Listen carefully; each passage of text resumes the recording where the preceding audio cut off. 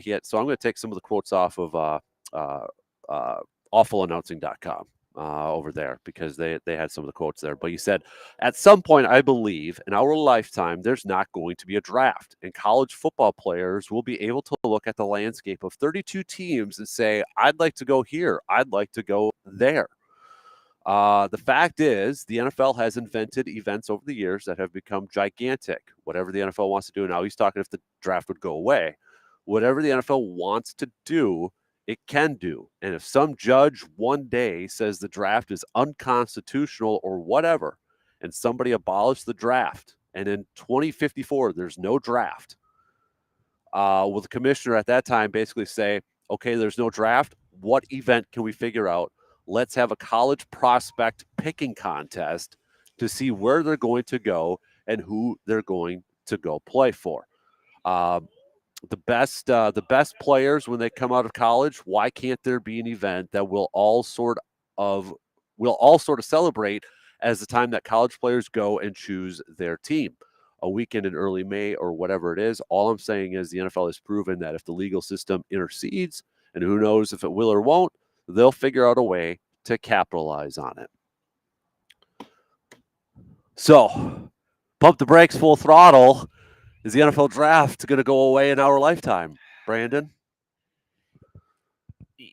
He brings up very good points. Like, and it's kind of already kind of stuff we've even seen like the NCAA when it comes to just how things can be enforced and stuff like that with certain things. But I am going to say pump the brakes just because I'm an optimist.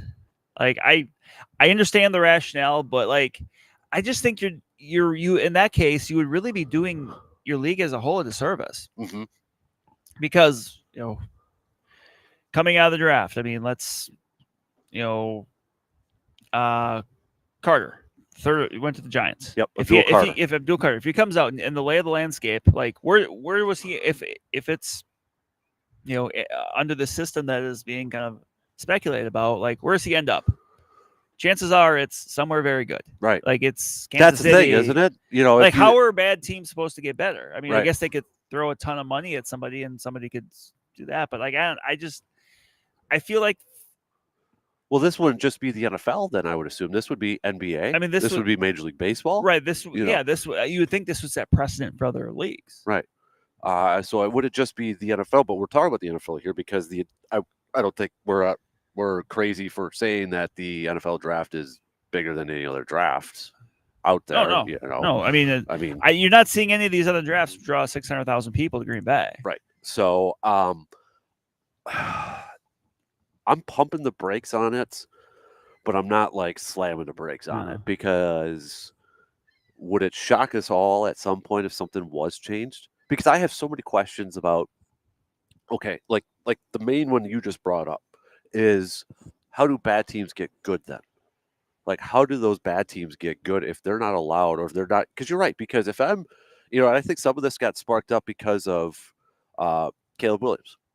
With the Caleb Williams story that he didn't want to go to Chicago and such. And I think this is where it's kind of sparking up here.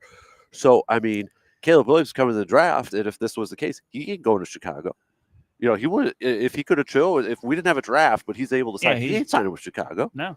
He's going to go to, okay, who's a team that's in a good spot or a good franchise that could maybe quickly turn around? Maybe Washington at that point, or something like that. I don't know, but you're right. Like Abdul Carter, okay, defensive player, pass rusher. Where's he going to go to? Well, I might go to Philly, or I might go to Kansas City. The only thing that those bad teams would have to offer is maybe more money. Right. And that's the thing. You might have to get rid of the rookie pay scale. Right. Yeah. How would you do that then? Right. Like and it might be, in some ways, it might kind of be back to the way it was, 20 years ago when, rookies came into the league and they're already some of the most highest paid players at their position without ever playing it down. Right. Because it's the free, and that's you're going to get the Jamarcus Russell stuff. Yeah. That's what the free market would dictate. I mean, so yeah, it's tough. And I'm sure this is something that'll be discussed a lot, but I would really prefer not to see it just from a competitive standpoint. I understand if you're the player and, you have a chance to maximize your earnings. You have a chance. I understand the rationale why players might want it, but I'm not. I'm approaching this from the competition and the league scale. I would almost wonder then at that point they would have to come up with a system. Now we're just arguing for argument's sake if this were to happen. You're right. This has just been speculation. If they were to get rid of it because they were forced to, they wouldn't get rid of it on their own if they were forced. Right. They're not going to willingly do this because, as we said, they just put 600,000 people in Green Bay to watch names get announced for 3 days. Right. I would feel like then the NFL would have to be like, okay, players are free to sign. However, teams are going to have like almost a cap themselves on who they're available to sign. Like, you know what I mean? Like, okay, so you signed Abdul Carter, Kansas City. Okay, you can't sign then somebody else of the same value or something like that. You can't sign Mason Graham. Right. Yeah. Thank you. I was trying to think of another defensive player. You can't sign Mason Graham. How they figured that out, I don't know. But maybe there's like, okay. And then that way, then it's almost baseball-like. I was going to say, is it almost like the international signing pool a little bit? Kind of a little bit for the international signing pool. Yeah, where you have this certain amount of money. Okay, here's your rookie pool. Figure out how you might only be able to sign 2 rookies. Yeah. Or do you go with the bargains and try to get all that? Do you spread a little bit thinner, and then maybe you like the Brewers with Jackson Chourio or Jesus Mande, where those guys got paid, but they weren't like looked at as being like top of the class guys. Right. So that's that might be what it is then. So if it was something like that, does that intrigue you? In some ways, yes. Because but I still like this way better, just because I think it's a more direct way to try to help. Right. Poor team get better. Right. That to me would be, if it were like that, it would almost put more pressure on teams to really make sure they've got a good scouting department. Because I think you're going to see different teams approach it differently. There might be some teams like, yeah, we're just going to do this and maybe not count on scouting so much, and just like, okay, we know who the top ones are, and maybe you got the other teams like a Green Bay, for instance, might be like, oh yeah, we're confident in our scouting, but that we can kind of go a Brewers approach. Right. We're not going to, we're going to spend on the big splashy name, but we're going to, spread it out a little bit more, and we feel good about these guys. Right. That we're going to go for otherwise. What do you think about staying with this topic? Should the NFL do the NBA draft lottery? Because you saw that a lot of people like Schefter was talking about that, and I don't like that either. No, like I get that people say like, well, it prevents tanking, but it really doesn't, because you think more people would be prone to tank because then they know they have a shot. Right. If you're 5-13, or if you're 5-12, and you're like, oh, well, we still got a shot at the first pick, even though there's another team that's 3-14. Right. Like, I don't know. Like, I don't think so. Right. That's my first instinct is to say no. I just prefer it be, reverse. I'm the same way. Like, I'm not in favor of the lottery thing. I mean, it's plus because then it opens itself up to questions, right? As we saw with the NBA. Exactly. Where you're gonna have even if it's theories. And that's the thing, even if it's not true, like you're gonna still open yourself up to, well, that's coincidental. Right. Right. I mean, because you're gonna have weird. How does Dallas get the number 1 pick? Then all of a sudden, right? Or hey, this team has been, hey, the Giants have been down for a while. Oh, but here comes Arch Manning. Right. Yeah. Oh, Arch Manning's going to go into a big market, sort of thing. Yeah. And it's like, yeah, I'm not into again. Even we're not saying it would be rigged. We're just saying that the optics of it would make it look like that. Because there's still talked about the NBA that it's rigged. Yeah, because of what happened with Dallas. Right. And you get the stories of Patrick Ewing, even LeBron, and you heard the story about the frozen envelope that DP and the Danettes tested. Yeah, like just that's possible. Like, and look, as a hockey fan, as a Penguins fan, my team benefited because they got Sidney Crosby in the lottery. Mm-hmm. They got Evgeny Malkin and Marc-Andre Fleury. Like, they benefited from that. Yeah. I just don't know, like, as Peter said too, the NFL would come up with something like, what would be that event that they would come up with? Right, that like, would be. Are you gonna like just have? Is it like college signing day where you're just gonna have the top prospects come up and announce Travis Hunter? Yeah, you're gonna have Travis Hunter come out with like 4 hats and be like, "I'm signing with," and then he pulls up a Jaguars hat or whatever. Like, that would have to be it. I mean, that's is that gonna get people as excited? I don't think so, because I think it's. it's less sure. Like even if if you're just a casual NFL fan, so you're a Packers fan, you watch the draft, you're like, okay, well I'm watching for the Packers pick. But you have a general idea when that Packers pick is going to be. Yeah. This one, I don't know if you're going to get the people, especially more casual fans, to commit to watching the whole thing, just to wait and see for when that happens, because it's like, in theory, it would be less scripted. Right. Yeah, I mean, it would force the viewer to almost watch the whole thing because you don't know if that player's going to sign with your team or not, or unless you'd have to we're just spitballing here. You know how these recruits will go on social media. I've narrowed my list down to this, and and then it's like, oh yeah, I'm pumping the brakes, and hopefully this is all stuff we're just speculating on just for the heck of it, right? But I guess you never know. You never know. And would it surprise you if a top prospect all of a sudden sued? Sure, it would not. It would not. It would not surprise me, so that they could dictate where they wanted to sign and where they would go, and maybe even to the point where they would alter the rookie player cap pool. I guess the thing you could argue too, though, is that they don't necessarily have to go to the NFL. No, if you don't, if the Jets have the number 1 pick and you want to play the Jets, you can go play in Canada. Yeah, you can go play in the UFL. I'm sure you wouldn't mind. The only thing is, I think if Jets, I don't like this. If they still drafted you, they would hold your rights for a few years, right? Or I think it's because that was the Bo Jackson rule. Yeah. Yep. So, yeah, I mean, if you're willing to do that, you could. But how many are willing to do that? Probably not many. And that's it. Like you're gonna dig yourself in if you're that convinced of that. Yeah. So what would you and I do then? I don't know. I don't want to think about it. I'm glad we got this year so that we got to experience it. I'm clogged up again, so I don't know if it's still from that. I think it's from my kid got me sick again. I've taken a page from you. I'm taking a page from you all the time. You're always sniffling and such during the winter and that. So and that, but all right, pump the brakes, full throttle. That might be our longest discussion we've had for a single question. You think so? I think so. Well, I knew it was kind of near and dear to our hearts. I know, that was worth it. Yeah. Pump the brakes, full throttle. I got to ask you this: pump the brakes, full throttle. You'd be willing to hold on to Doc Rivers as head coach if it meant keeping Giannis for a couple more seasons, few more seasons? When I saw this, man, I'm probably gonna say full throttle, because to me, Giannis is more important. Yeah, I don't like it though. But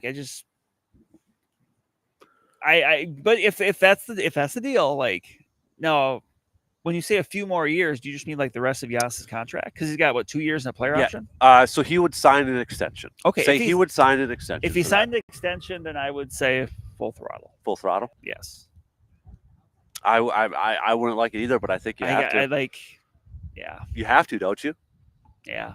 And I hate it too, though, man. But it is such. Players own the NBA, don't they? It's a player. It's a player-driven league. It's player. That's a better way to put it. Yeah, but it would be nice if that could happen without that happening. Yeah, and it's. I don't know. It is really weird when you kind of just take a step back and look at Giannis and the Bucks career, because he was really close with Jason Kidd. From all accounts, really close to Jason Kidd. Then the Mike Budenholzer era. I would assume he had a big say in the hiring of Adrian Griffin. Right. And that lasted half a season. And then, you Doc, and apparently he's really close with Doc, but it's like at some point, if you're an athlete, I get you're a superstar, but at some point, if some of your input isn't working, right, and that's it. If you're a big part of these decisions, and these decisions aren't necessarily working as much as you want them to, you also have to bear some of that responsibility, right? And at some point, kind of, maybe look in the mirror and say, "Hey, look, okay, I'm gonna trust your judgment to get somebody, because the last few people I brought in maybe haven't worked as much as we hoped." Right. I mean, you look at it, and LeBron's kind of the same way.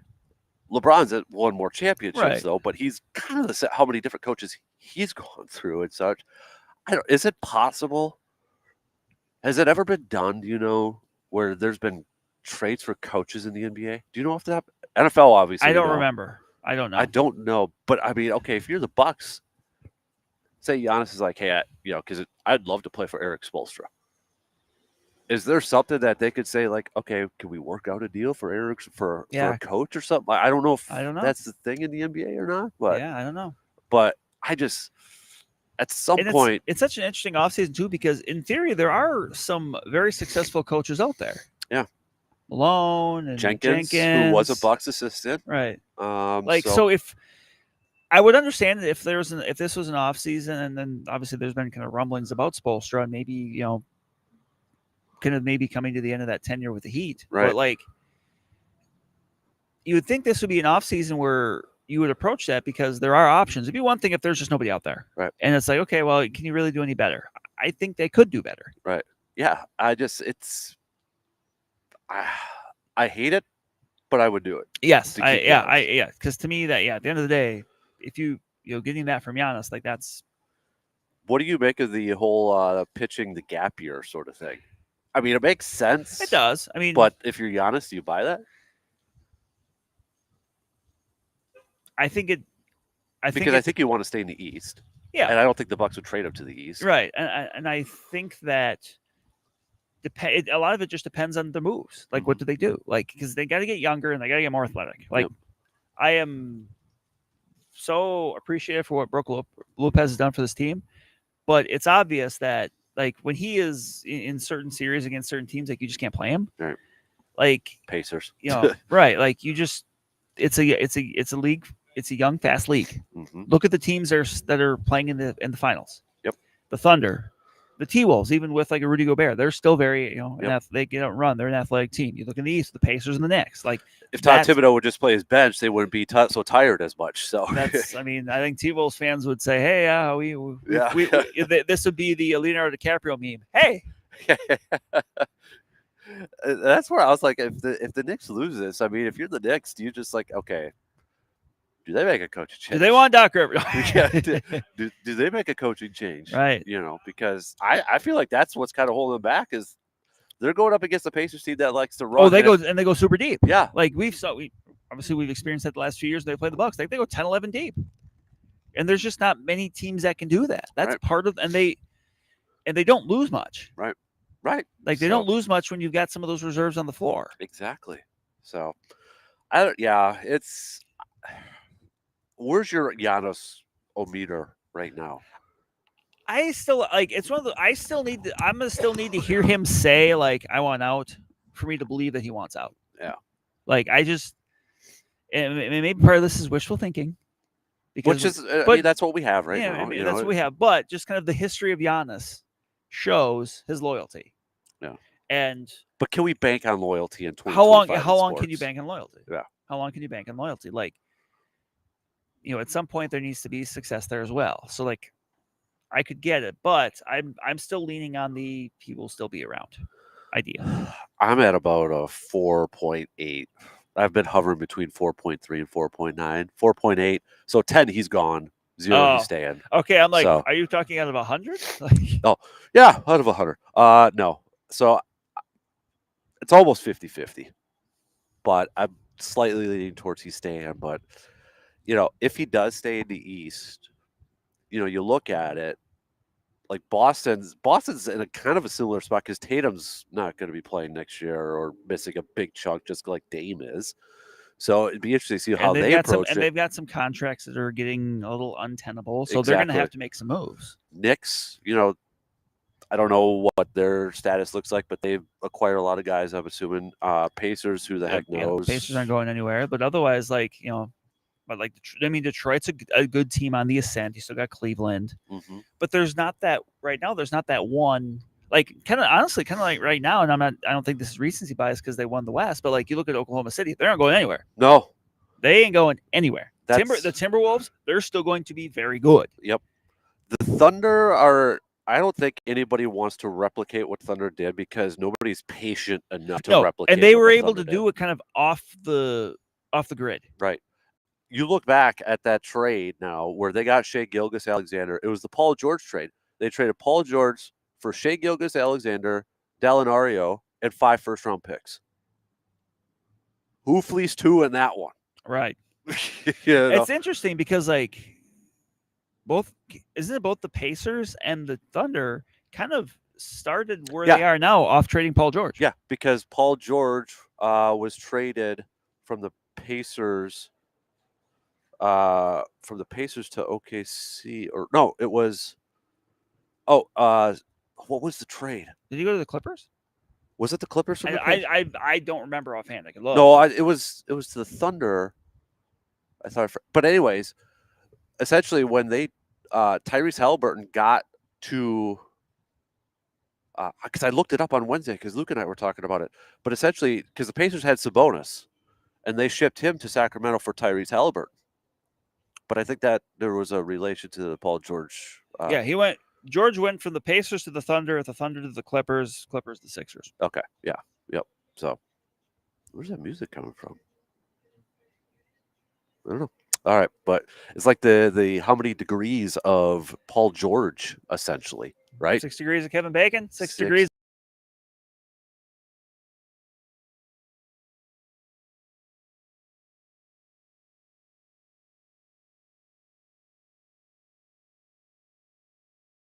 Be back here after these few words. I'm getting nervous whenever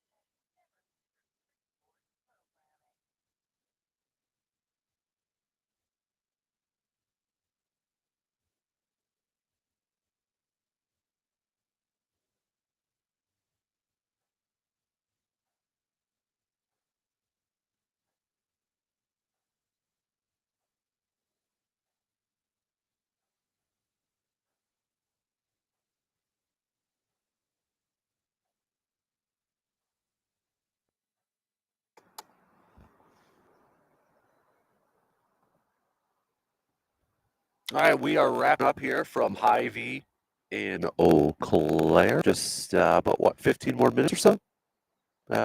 15 words the clock. I got like about 10 minutes. We're only on there for 10 more minutes, Brandon. But Brandon and I are going to be doing a podcast coming up a little bit later on here too. But you still got some time today if you want to for our sports drive that's continuing right now with our friends from Hy-Vee and the Express. So if you got any new or gently used equipment, sports equipment, sports items, yeah, sports equipment.